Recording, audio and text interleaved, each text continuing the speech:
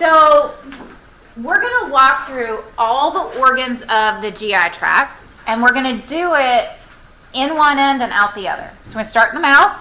We're going to walk through the mouth. We'll talk a little bit about teeth. We'll talk about the tongue. Then we'll move down through the esophagus, into the stomach, from the stomach into the small intestine, then the large intestine, and then out through the anus. So we're going to talk about all of that. And that is all called the alimentary canal. That's a tube. You can follow it in one end and out the other.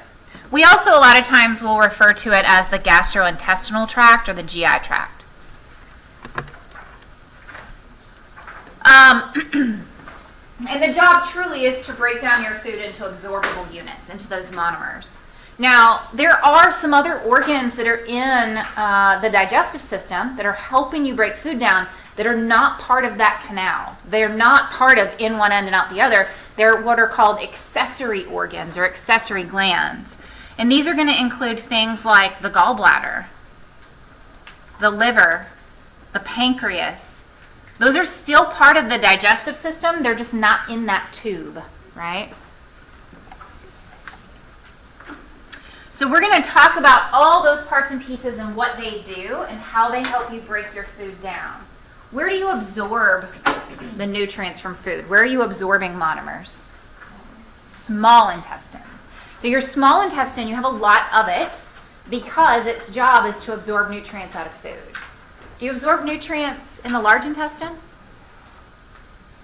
No, you're not absorbing these monomers in the large intestine. Your large intestine truly is to help you absorb water. Any water that's left over. This is all stuff you cannot digest that gets in the large intestine. We also call the large intestine your colon. So really what you're doing by the time that food stuff gets to your colon, you've pulled everything out you can. And what's going to happen there is you'll pull out more water. Okay. So there's 6 processes for digestion. And I like to think of this as the disassembly line. So an assembly line is putting things together. This is just going to break things down, right? All those macromolecules that I listed on the board, we're going to break them down into their monomers throughout the digestive system. So the first one is ingestion. Ingestion is the process of putting food into your mouth. So it is taking food into the tract. Propulsion is food moving through the tract. So if you think about this, you have voluntary muscle in your body. There's 3 kinds of muscle, right? Which one is voluntary? Which type is voluntary? You have skeletal, cardiac, and smooth muscle. Which one is voluntary? Skeletal muscle.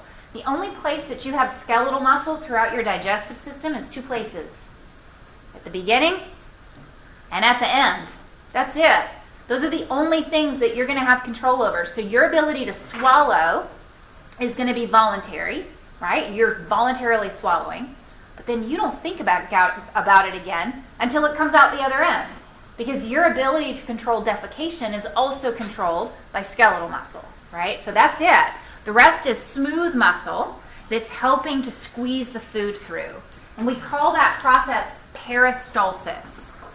Peristalsis is these rhythmic contractions that help to move food through the GI tract to get it from one end to the other. And I'll show you a picture of that in just a minute. Now the mechanical breakdown of food is, I always think of it would kind of like if you were to take food and put it in a blender. You're going to break it down mechanically. Okay? You're going to use some kind of physical action to break it down. And so this is going to include things like chewing. Chewing your food helps to break it down into smaller pieces. Mixing it with saliva. Once the food gets to your stomach moves and it churns the food, mixes it with stomach acid. And then also in the small intestine, there's something called segmentation. And segmentation also helps with mixing the food, this mechanical breakdown. And I'm going to show you a picture of segmentation. So this one at the top, this is peristalsis. This is how the food gets from your esophagus all the way down and through to the anus, right? Peristalsis is just rhythmic contractions that squeeze the food down. the bottom, this is segmentation. Segmentation would be like here, they're trying to show you different food stuff here, and you can see they're colored differently. And segmentation mixes it all together so that it's all homogenized. The way that I think about this, my son, when he was a baby, he used to love yogurt. Like if I let him, he would eat nothing but yogurt. And we used to get those Go-Gurt tubes, right? But before I give him one of those tubes, I would take it out of the fridge and I'd do this to it, right? I'm just mixing it all up. That's how, in my mind, that is what I think of as segmentation. It's trying to, in the tube, it's mixing it together, right? That's this mechanical breakdown. We also have digestion. And digestion is the catabolic breakdown of food. So this is a chemical reaction that's happening that is breaking these large macromolecules into their monomers.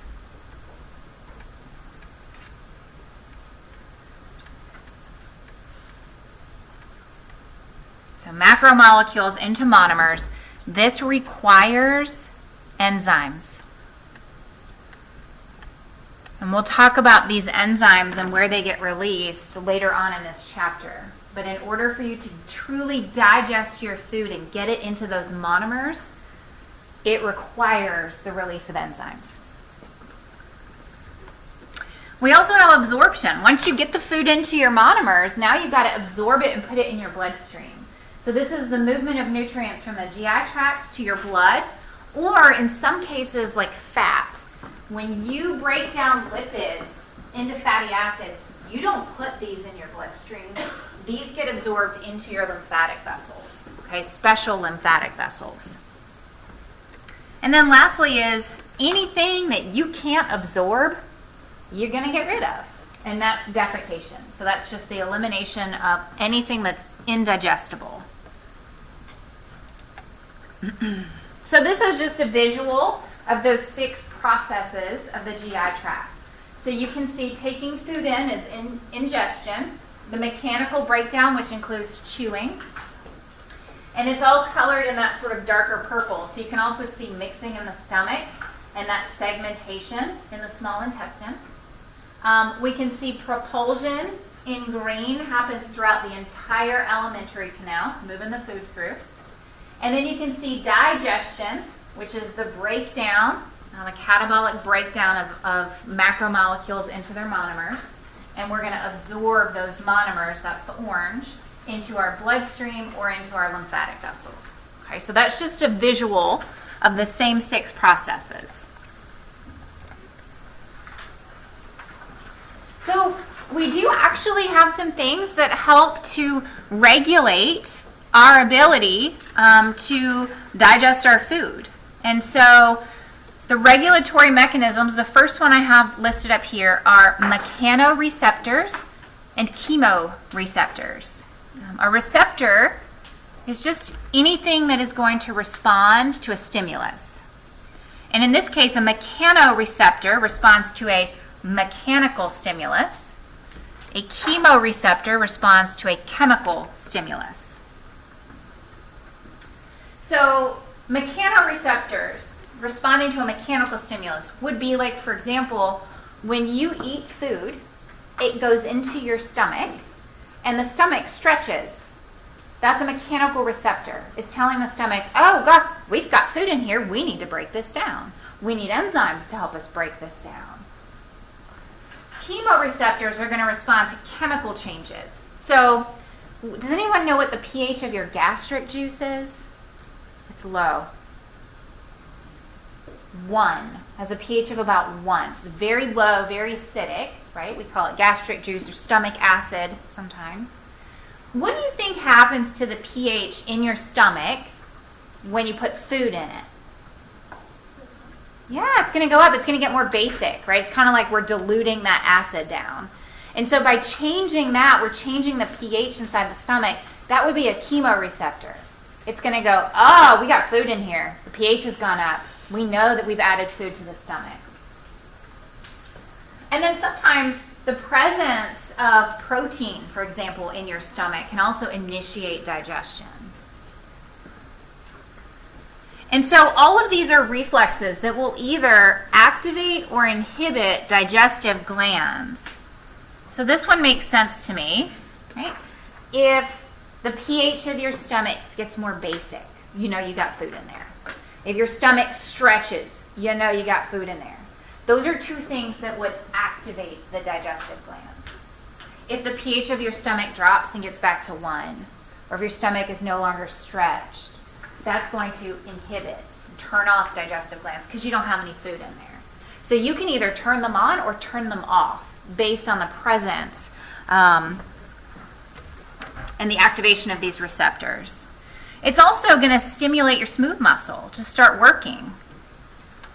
That's going to help with segmentation, mixing the food. It's going to help with peristalsis. Another thing that will regulate your GI tract is what are called intrinsic and extrinsic controls. Intrinsic controls is anything that's in your GI tract, and extrinsic is anything that's outside the GI tract.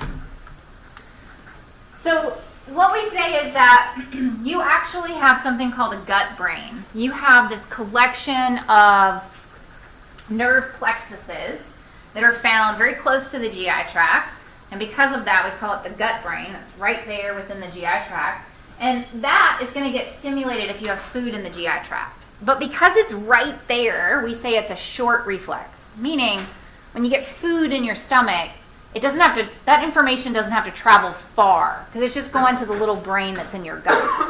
Okay, so that's why we call that a short reflex. A long reflex is when the information is going up to your brain, your actual brain. It's got to go much farther to get to your brain and come back down. Okay, so let me give you some examples of short and long reflexes. So I'll show you a picture first. This is showing you the gastrointestinal wall. This is the lumen, so this is where the food would go through. And so this would say that if you have an internal stimulus, so you've got food in your GI tract, it's basically just going right here. It's activating those chemoreceptors that are already in the GI tract. It's telling your gut brain we've got food in here, and it's causing the smooth muscle to start increasing and going through peristalsis and segmentation. It's not going far. That's why it's a short reflex. So short reflexes are usually going to be initiated by food inside the GI tract.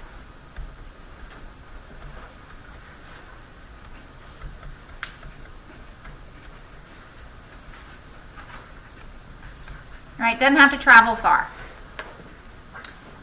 There are other things, though, that can stimulate your GI tract other than you actually eating food. You ever walk by Cinnabon at the Galleria Mall? It smells so good. When I walk by, I salivate. My GI tract is ready, right?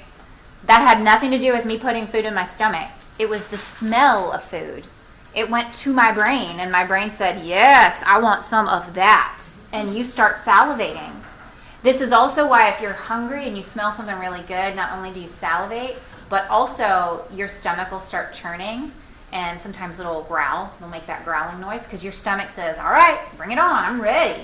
You are activating all of that. Okay, so thinking about food, me talking about it, I'm salivating.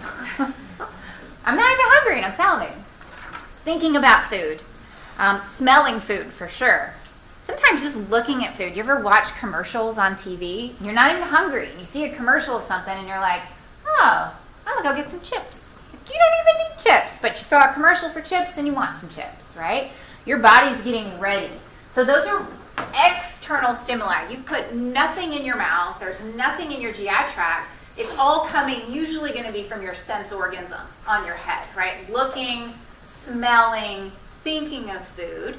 This is going to your brain, so your central nervous system, and sending information down into your GI tract, which is causing you to start making more gastric juice. It's causing you to salivate. It's causing your stomach to start churning, and the smooth muscle starts moving. So those are external stimuli. And because it's coming from the brain, not in your gut, you haven't eaten any food, it's coming from your brain, that's why we call it a long reflex. Okay, so that's the difference between a short and a long reflex, an intrinsic and an extrinsic control. Okay. And then the third thing that will regulate your GI tract are hormones.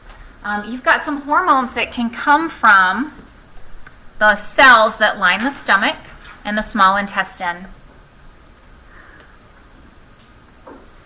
And if we think back to AP1 when we talked about the endocrine system and we talked about hormones, usually the job of a hormone when it gets released is it goes into your bloodstream and it goes to a target organ and it tells that organ to do something or to release something, right? So when you eat food, remember at the beginning of the lecture I told you you have this canal, this alimentary canal, in the mouth all the way out through the anus. But you also have these accessory organs like the liver and the pancreas and the gallbladder, and they are really important in digestion. And so usually what happens is when food gets into your stomach has to tell the pancreas, I'm eating. It's got to tell the liver, I got food in here. It's got to tell the gallbladder, hey, we got food, we need some help. So your stomach and your small intestine will release hormones into your bloodstream, and those hormones can go to the accessory organs, and those organs can release what they need to release to help you absorb nutrients and to help you finish breaking down your food.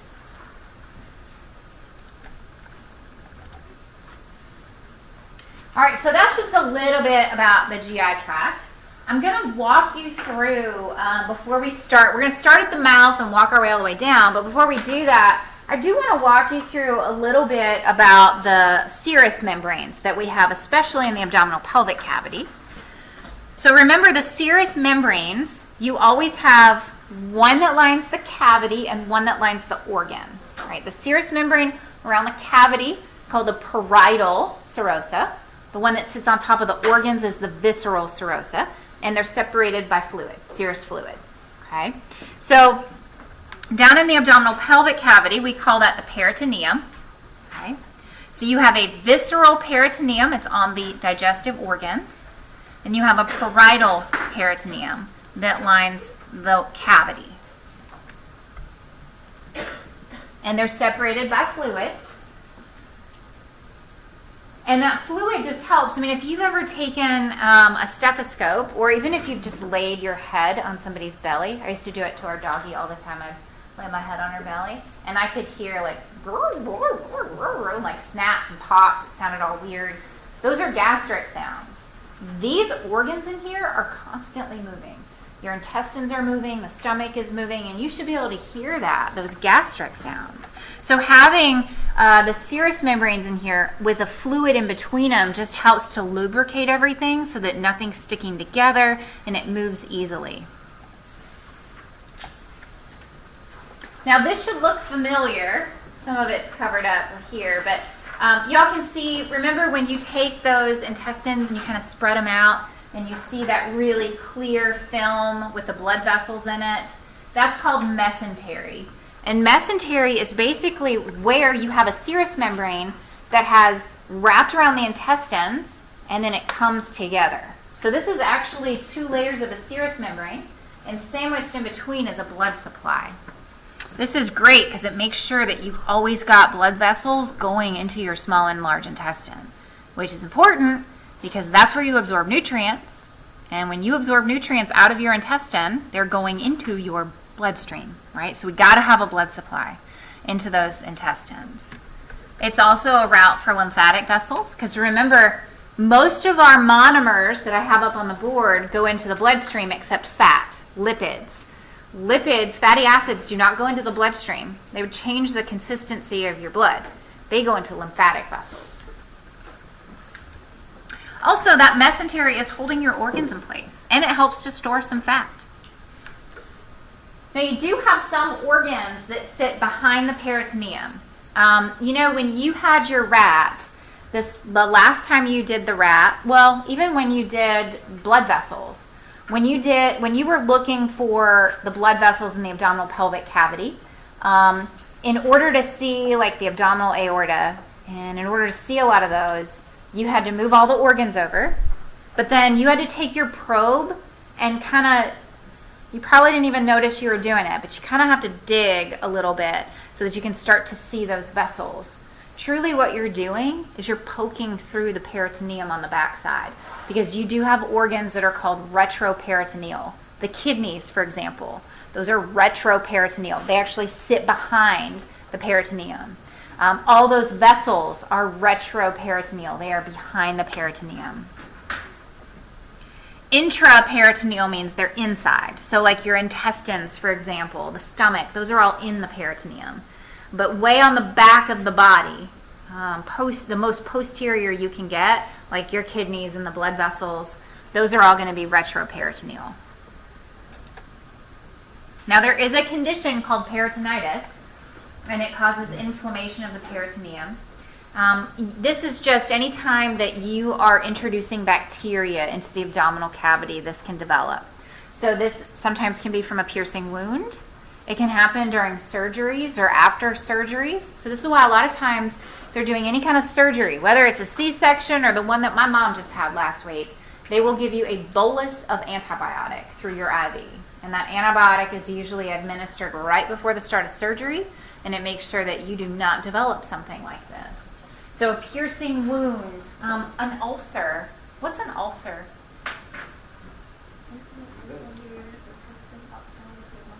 No, that's a hernia. When your intestine pops out of your muscle wall, that's a hernia. Stomach ulcer? What's a stomach ulcer? It's basically it's somewhat like a wound. Sure. I've had an ulcer on my eye once. Okay. I'm wearing my contacts too often. Okay, yeah. A stomach ulcer, a gastric ulcer will happen in the stomach, and it's basically you'll develop a hole in the stomach. And we sometimes call them bleeding ulcers. So you can start to leak gastric juice out of the stomach. What's the pH of gastric juice again?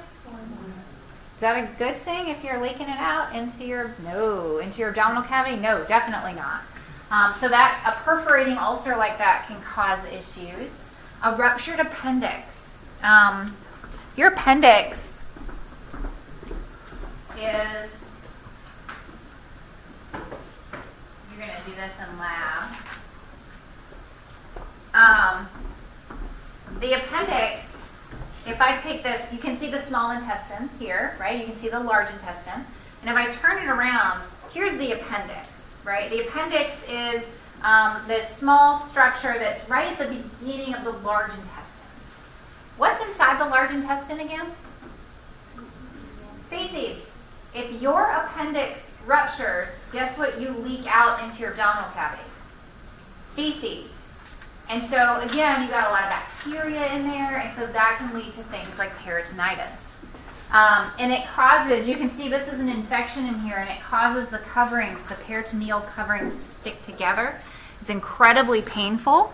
Now, a lot of times what will happen in our bodies is you'll get an infection, and normally you have the parietal and the visceral peritoneum are separated with fluid. If you get an infection between them, what happens is your serous membranes try to wall it off. So in one way, they're trying to isolate the infection and keeping it from spreading like this everywhere. So that's one good thing that your peritoneal coverings can do. But if it's widespread, usually it's incredibly dangerous. And this is treated, sometimes they'll have to debride the wound. They'll have to get as much as they can out, as much infection as they can out. And then usually it's a bolus of antibiotics run through an IV. Now I also want to mention the blood supply. We have branches of the aorta that serve your digestive organs. And we talked about these when we did the blood vessels on the rat. Y'all should have seen some of these. So like, for example, remember you have the hepatic artery. Where does that one go? Liver. How about the splenic? Yeah. And the gastric? Stomach. Yeah. So these are going to supply those digestive organs. You also have an inferior and a superior mesenteric artery. Where do those go? Yeah, those are going into those intestines, right? They're going into that mesentery, which feeds the intestines.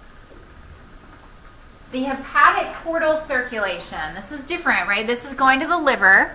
But the blood supply to the liver is a little different. What happens typically is that when you absorb nutrients out of the intestines, they go into the bloodstream. And from there, those nutrients immediately go to the liver for processing. This is why when people drink a lot, they damage their liver, because you absorb that alcohol into your bloodstream and it goes straight to the liver, right? So the hepatic portal circulation drains nutrient-rich blood from your digestive organs and goes straight to the liver for processing.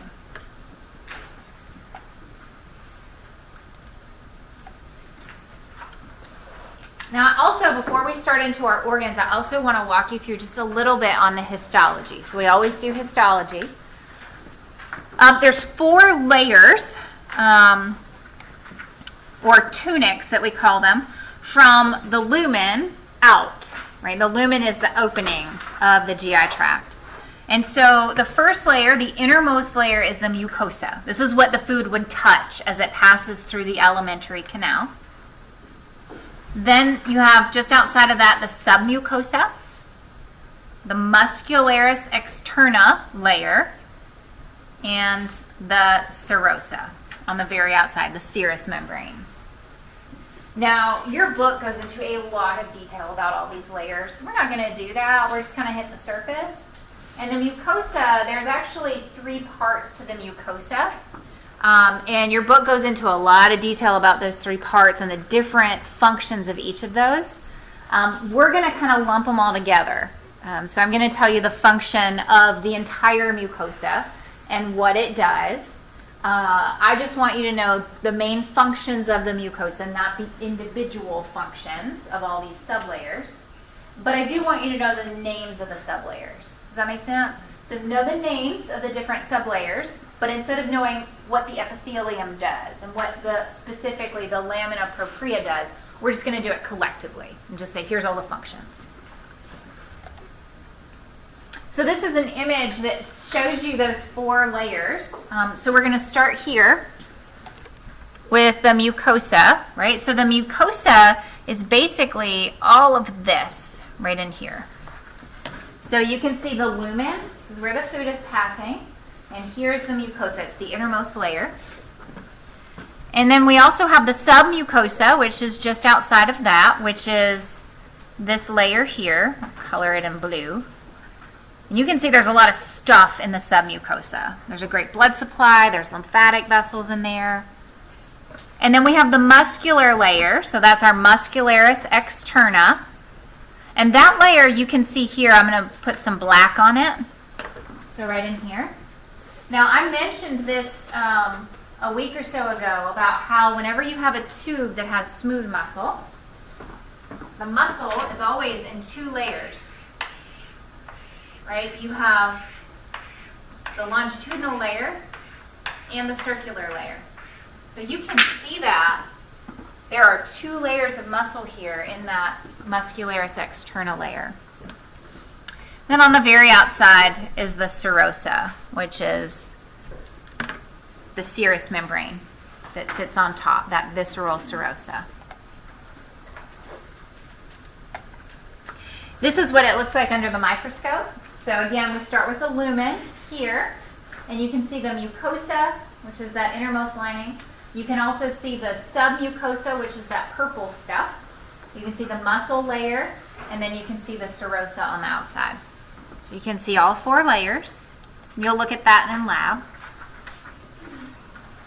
So let's go through our layers. The mucosa layer, it's the innermost layer, it lines the lumen. And again, the functions. There are 3 different functions I have listed up here. Depending on which sublayer it is, it might perform 1 or all 3 of these. Okay? So one is, it secretes mucus. We call it the mucosa for a reason. So it's releasing mucus. Why would you need mucus in your digestive tract? It makes sense to me, right, that you would need it in the respiratory tract because it's kind of sticky. It traps bacteria that you breathe in. Why would you need it in the GI tract? Okay, so it does help the food go down. It helps that. What did you say, John? Yeah, so the lubrication helps that food go down. What's the pH of gastric juice again? So having a lining of mucus in the stomach and a lining of mucus in the small intestine actually protects the inside lining. It protects that mucosal layer from getting eaten away by that really low pH. So you want to have the mucus in there as well because it's really helping and it's protective. It's not just moving the food through, but it's keeping the lining, that mucosal layer, from getting eaten by that low pH. So not only does it make mucus, it also makes this mucosal layer, the cells in there can make enzymes and hormones, which help with digestion. Mucosal layer also helps with absorbing nutrients, so it'll absorb the monomers and put it in the bloodstream, and protects against infection. And we're gonna, as we walk through the small intestine, we'll walk through all the different cells that are in there and what they do. So again, the sublayers are the epithelium, the lamina propria, and the muscularis mucosa. The next layer out is the submucosa. The submucosa is made of areolar connective tissue. Areolar is the one that's, it's a loose connective tissue. It's really spread out. There's a lot of space in it. It has a lot of elastic fibers, which is important. When the stomach stretches out or when the intestines stretch out with food, the elastic fibers help it recoil and regain its shape. Also, it has a great blood supply and lymphatic supply for absorbing nutrients. The muscle layer, this one is the one that's responsible for segmentation and peristalsis. So it's helping to move the food, it's mixing the food in that GI tract. And again, remember, you have a circular and a longitudinal layer of muscle. There's always 2 layers of muscle. And in some areas, you might have the circular layer become a little thicker. So like here, the circular layer is thicker in an area, it creates a sphincter muscle. And the sphincter muscle can completely close. So you have sphincters, these aren't smooth muscle, but your orbicularis oris and the anal muscles, those muscles in the anal canal, those are sphincter muscles. They can close. But you also have sphincter muscles that are smooth muscle, for example, at the top and the bottom of your stomach. So the sphincter muscle up here at the top, when it opens up, it lets the food get into the stomach and then it closes again. So it helps to keep the stomach acid in the stomach. Now sometimes it doesn't work, and sometimes it opens and stomach acid can come back up the esophagus. What is that? That's a condition. What's it called? Heartburn. It hurts when that stomach acid comes up, and we call it heartburn because if we think of the anatomical structures in the area, right? If I remove the heart, well, it's the stomach here. Here's your stomach. Here is the sphincter muscle at the top of the stomach, right? And so right here, if food goes backwards, stomach acid goes backwards. If I remove the heart, you can see the esophagus is right behind the heart. So it feels like your heart's on fire. That's why it hurts. You've got this really low pH that's kind of burning the lining of the esophagus. So this one helps to make sure the food stays in here. The one at the end of the stomach actually helps to very slowly release the stomach contents into the small intestine so that you're not dumping everything in the small intestine at once. The slower the food gets released into the small intestine, the better your body is at absorbing the nutrients more efficiently. Okay? If you dump it in all at once, it's going to come out the other end all at once real quick too. So we call it dumping syndrome. We don't want that to happen. So the sphincter muscle at the end of the stomach is important as well. Just outside the muscle layer at the very outside of our alimentary canal is the serosa, which is the visceral peritoneum. That's the one that sits on top of the organs.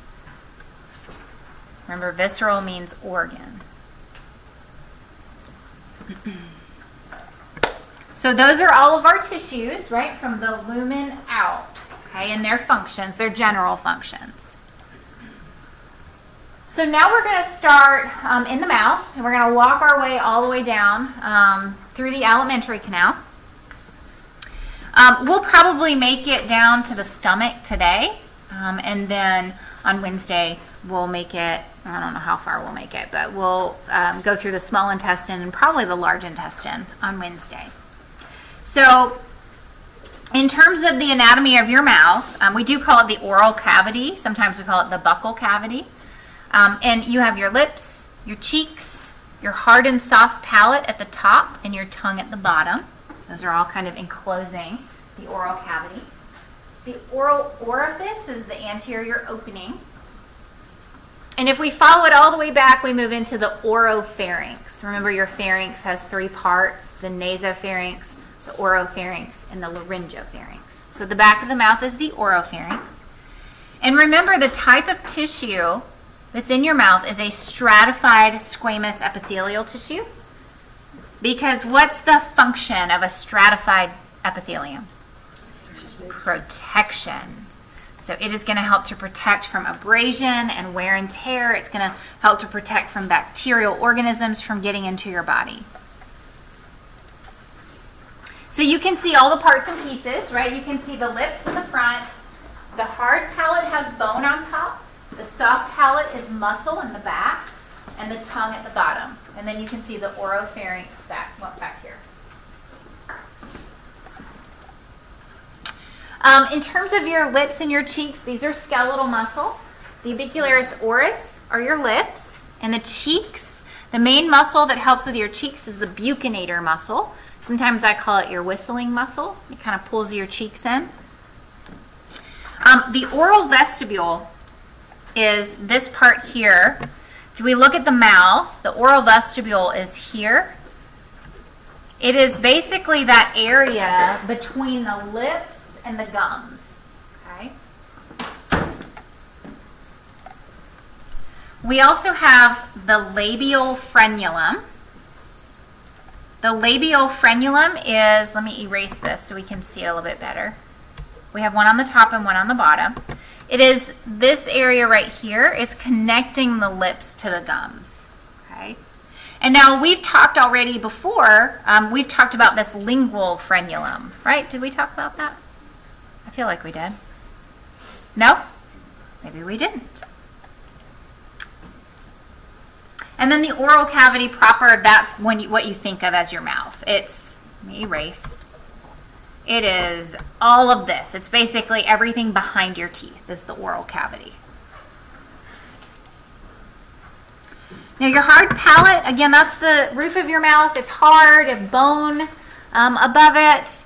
And this one, if you feel it with your finger or you feel it with your tongue, it's kind of corrugated.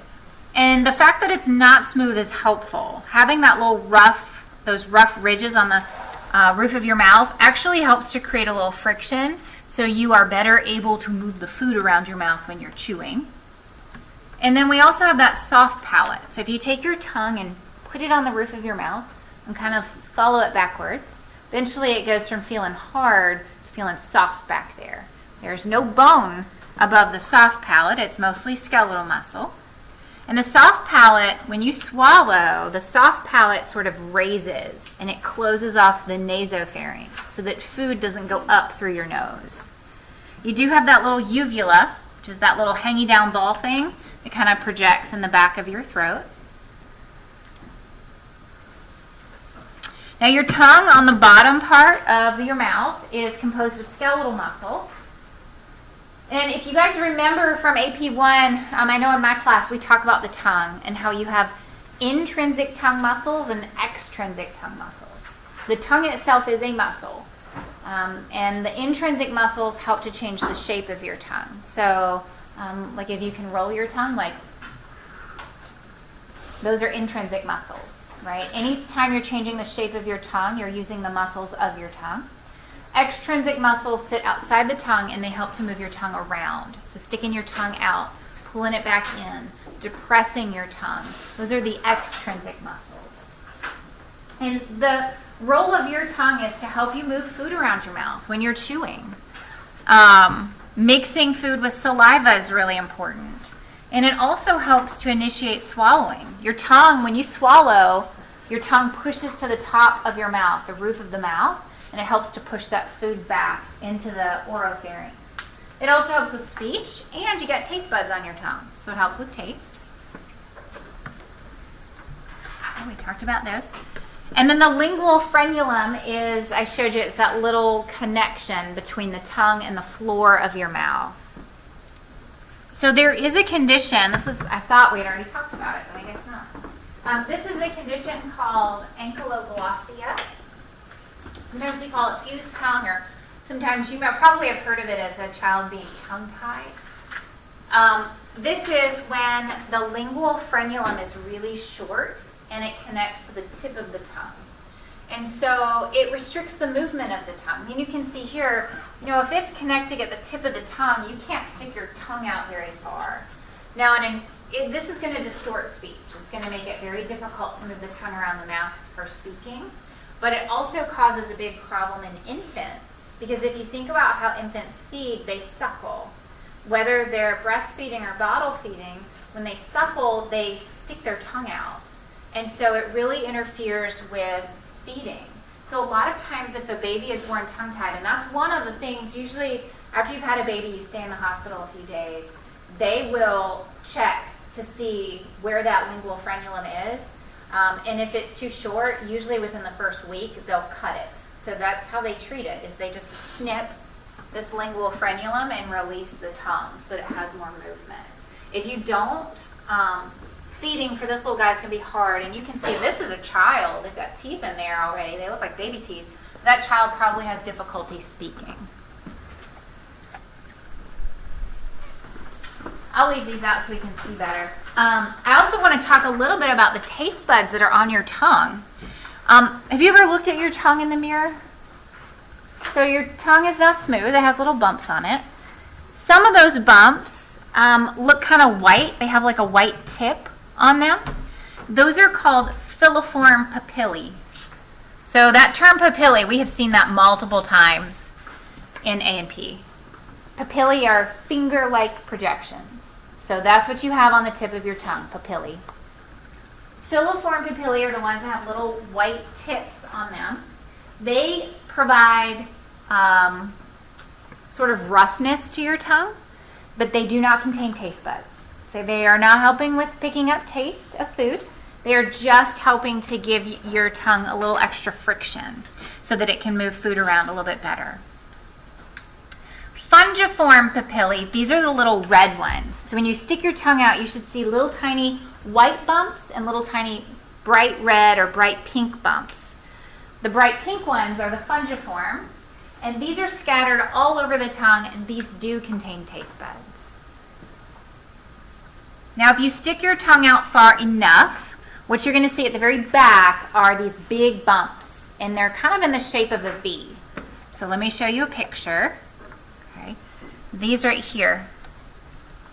Those are called the valate papillae, and those also contain taste buds.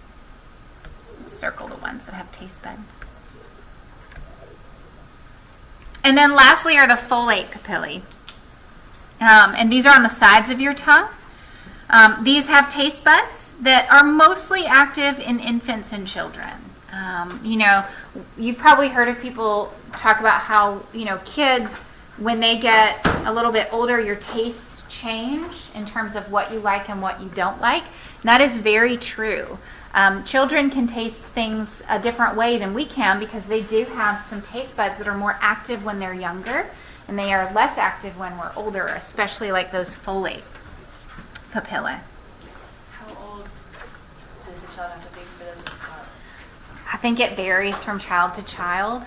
There's even, and this one's a weird one, but there's even, depending on what you're used to eating, your taste buds will change based on what you've come in contact with. And it can also alter your brain chemistry a little bit. So there's a study that I read, it's been a few years ago, that it was about alcohol. And it said that for an individual, because your taste buds are changing so rapidly when you're young, if you never taste alcohol until you're 25, So you've never had beer, nothing, no liquor. By the time you hit 25, your taste buds have changed to the point where if you first taste it, it's going to taste bitter and it's not going to be anything that you want to drink. It's gross to you. It has a bad flavor. But the younger you are when you come in contact with alcohol and you taste alcohol, your taste buds change, the synapses in your brain alters a little bit, and alcohol tastes sweet to those people, so it tastes better to those people. So there is actually studies that suggest that if you've been exposed to alcohol at a younger age, that those are the people who are more likely to become alcoholics, that are more likely to enjoy the taste versus someone who doesn't taste alcohol until they're much later. So that's pretty interesting. Yeah. I just have a random question. Yeah. Have you ever met a person who took their first shot of Jack Daniels and was like, man, that was really good? That Well, tasted phenomenal. No, but I mean, I'm not trying to be like a smart ass. Like, I'm being like really serious. So that's what I was wondering, because like when you first taste it, I mean, naturally, it doesn't taste good. Right. No matter what age you are, and then like Sure. you keep doing it because you like the feeling that it gives you. I would imagine. Right, but you also have to consider, the people who like I had an aunt who was an alcoholic and she would drink bourbon like nobody's business. I think bourbon initiates my gag reflex. My dad will drink bourbon and I'm like, wow, I can't even smell it. It's gross. Exactly, yeah. But, my dad did not drink when I was growing up, like ever. And so now he retired and he, like every Friday night he has a drink and he loves it. And for him, it's like, oh, this is delicious. And I'm like, no way. But even when you're older, your taste buds change. He is not drinking to get drunk. He's drinking because he thinks it tastes good. Yeah. And so even when you're older, your taste buds are constantly changing. It's just that I don't remember the specific study. I don't even remember who wrote the study, who published it. But it was basically just saying that the earlier you are when you're exposed, basically your taste buds are adapting to that a little earlier. That's genetics too. Like if you Yeah. come from a family of like alcoholics, I'm sure that Sure. you're more prone Sure. to like it more so than Sure. Whoops. Forgot to turn that on. I also want to mention a little bit about our salivary glands, right? So we've got our taste buds, but in the mouth, it's not actually in the mouth that you have salivary glands. Your salivary glands are actually outside of the oral cavity. And the function of a salivary gland is to make saliva. And the function of saliva is it cleans your mouth. There is a commercial for, is it Orbitz? It's like the British lady, and she's like, dirty mouth, clean it up, right? That one. And this is very true, that if you eat a piece of sugarless gum, it's got to be sugarless, within 30 minutes of having a meal, you greatly reduce your risk of cavities. And it has nothing to do with the gum and everything to do with the fact that when you chew gum, you make more saliva, and saliva washes away food debris. Saliva helps to wash away bacteria out of your mouth. So one of the big roles of saliva is it does help to clean your mouth. This is one of the reasons why, at night, right before you go to bed, you brush your teeth, I floss, I Listerine, I go to bed, and then I wake up in the morning and I'm like, it doesn't taste good, it's gross, like that morning breath that you get, everybody gets it. What happens when you sleep at night is you shut down the production of saliva. So your mouth actually gets more dry. And when you don't have saliva, you're not washing away the bacteria. And so the bacteria actually increase in your mouth overnight. And so this is what leads to that morning breath. And we'll talk more about that in a little bit. But that's just to show you that saliva cleans your mouth. It gets rid of food debris, it gets rid of bacteria. It's also really important because if you don't have saliva, you can't taste food. In order for you to taste food, if you think back to last semester when we talked about taste buds, for you to be able to taste flavor, you're tasting chemicals in the food. And you have to dissolve those chemicals in saliva, and then they get down into your taste bud. So if your mouth is really dry and you eat something, you're not going to taste it very well, right? So you've got to have saliva to taste your food. It also really helps to moisten your food and compact it into a bolus that you can swallow. I had surgery like 2 years ago, and it was an outpatient procedure, and they wouldn't let me leave until I I think I had to drink like apple juice and eat 2 crackers, 2 saltine crackers. But I was so dry after that anesthesia. And so my husband's like, well, eat these so we can go home. And I put the crackers in my mouth, and I promise you, I chewed them for like 5 minutes. And then he asked me, like, have you swallowed those yet? And I said, no. And when I said no, cracker dust flew out of my mouth. I could not get, like, I had to drink while I ate the crackers. It was crazy. So it helps you get that food into like a bolus so you can swallow it. And also, you do have some enzymes that are in your saliva that help with the breakdown of carbohydrates. And it'll start the breakdown of carbohydrates into sugars. To help you remember this, what do carbohydrates taste like? Good. Oh, so, girl. So good. I need to divorce bread and cheese, and then I would be much better off. They do. They taste good. They taste starchy, right? That's what I think of when I hear the word carbohydrate. I think starchy. If you take a carbohydrate like bread or a cracker, and you put it in your mouth, and you can try this later. I always mean to bring crackers, and then I forget. Put it in your mouth and just chew it, like for a long time, like 100 times. And it's going to go from being a cracker to being like liquid in your mouth. You can like gargle with it, right? It's going to get real slushy in there. Just keep chewing. And it's going to go from tasting starchy to starting to taste a little sweet. Because what you're doing, you think of a starch or carbohydrate, it's a long chain of sugars hooked together. It tastes starchy. But when you chew, you start to break off individual sugars, which taste sweet.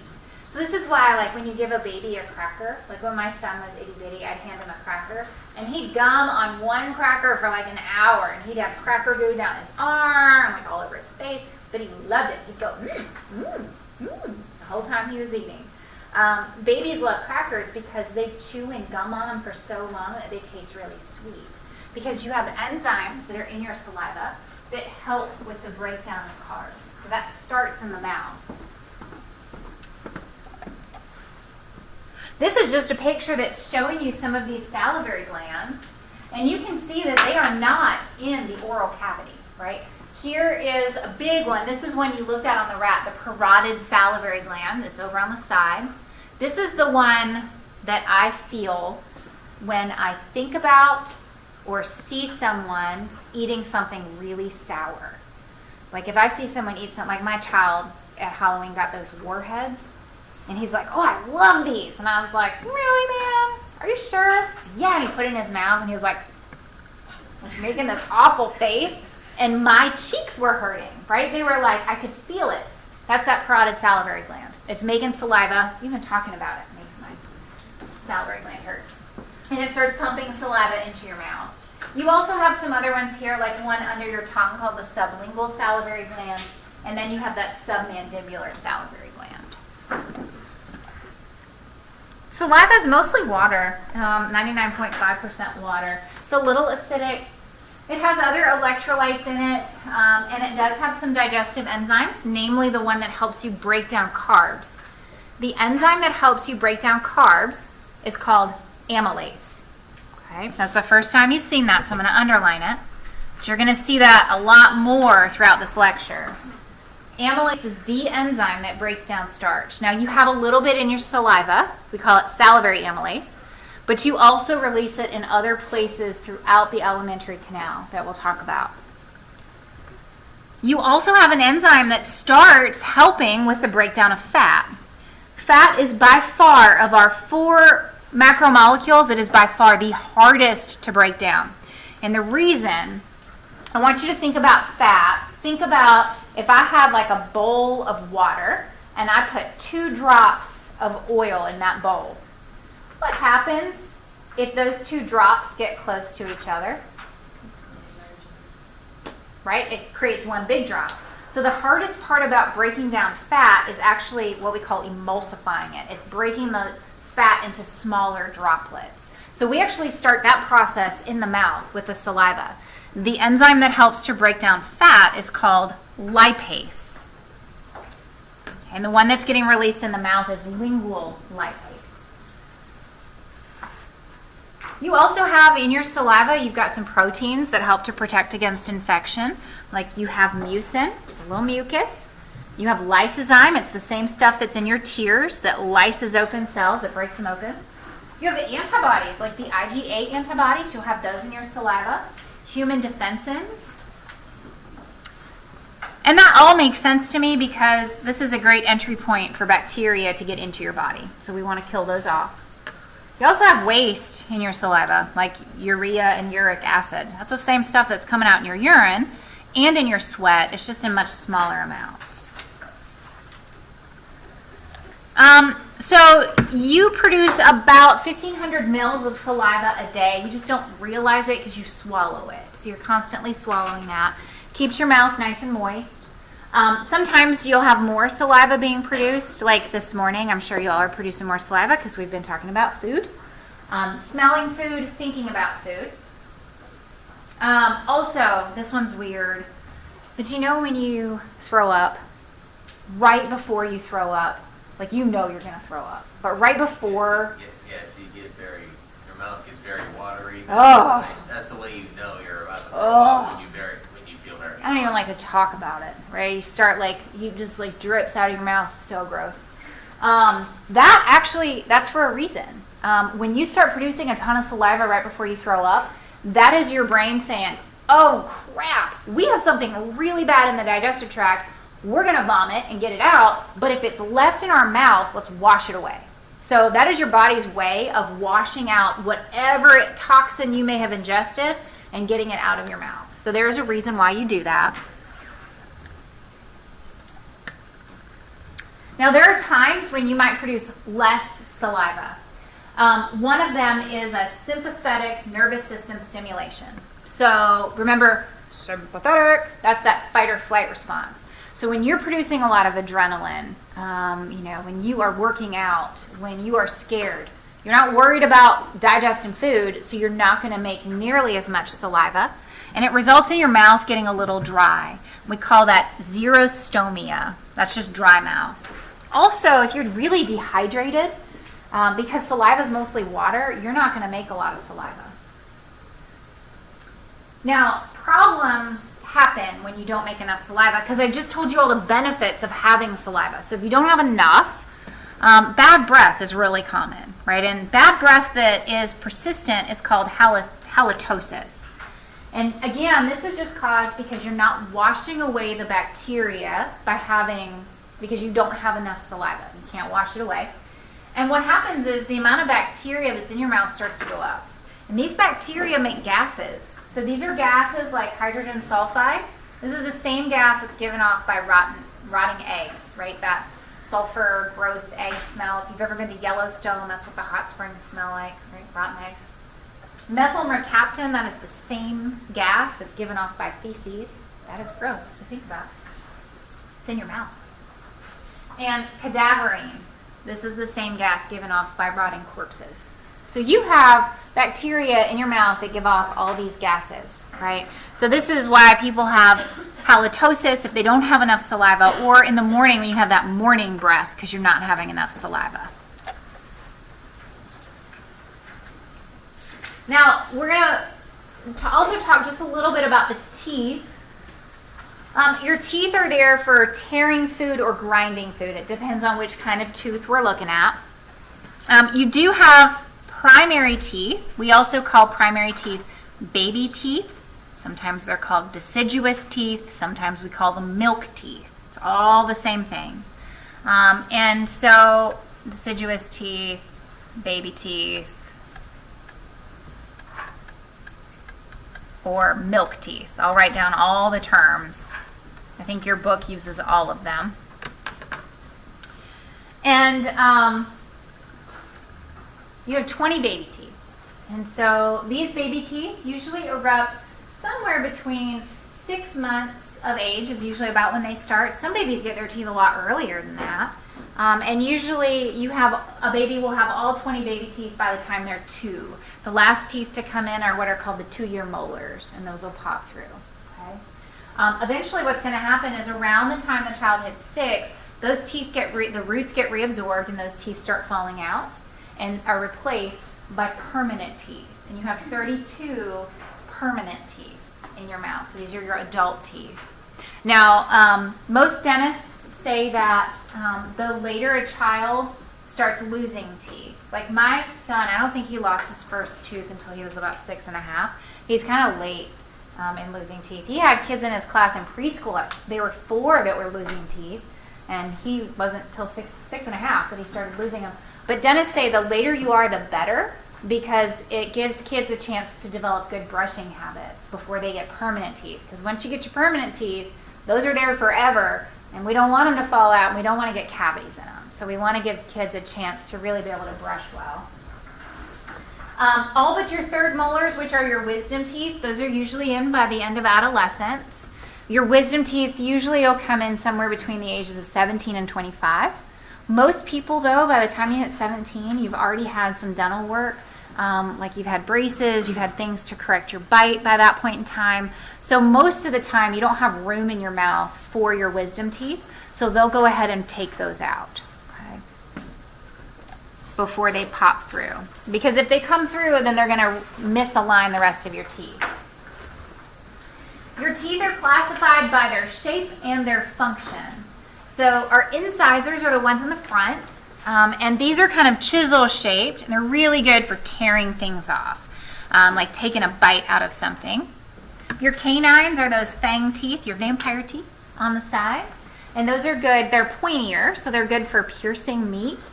So I always think about like a meat eater, like cats and dogs, animals that eat a lot of meat. Their canines are really, really sharp and pointy. And then our premolars and our molars. Now sometimes we call our premolars the bicuspids. These have much broader crowns, and they're really good for grinding the food, chewing the food. So these are the baby teeth. This is what it looks like on the top and the bottom. There's 10 on the bottom and 10 on the top. So you can see that there are the central incisors, and then right next to those are the lateral incisors. So just like an adult, you have 4 incisors on the top, 4 on the bottom. Okay. You have these canine teeth, which are the sharp pointy ones. Okay, and you have 4 total, 2 on the bottom and 2 on the top. And then in baby teeth, you can see these molars here. So our first year molars and then those second year molars. And they're named that because these pop in about 12 months and these pop in at about 2 years old.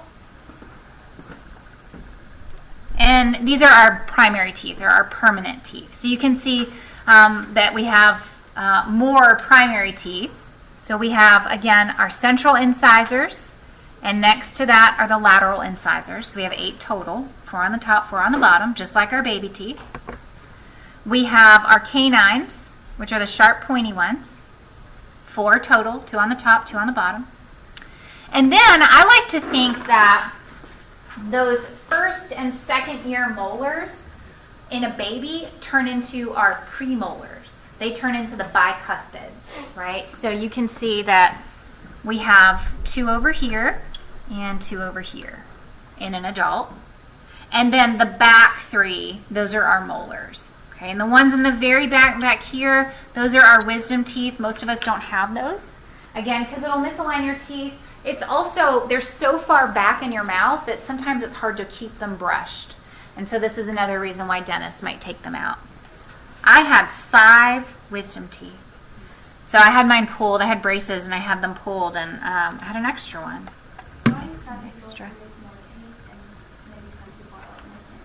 I don't know if it's genetic. I have no idea. One thing that we do know is that, and this is really weird, my son got hit by an aluminum baseball bat when he was little. He was like 2, got hit in the mouth. And I was super worried. None of his teeth were broken, but I was worried about his permanent teeth because people don't realize you are born with permanent teeth already in your jaw being created. And so I took him to the dentist and they did an x-ray, and it's the weirdest thing to see a child's x-ray because you can see their teeth that are baby teeth, but then in the jawbone you see all those permanent teeth that are already there. So it could be something that during development in utero, maybe some of those teeth didn't form or more formed. But I think it would happen that early in utero.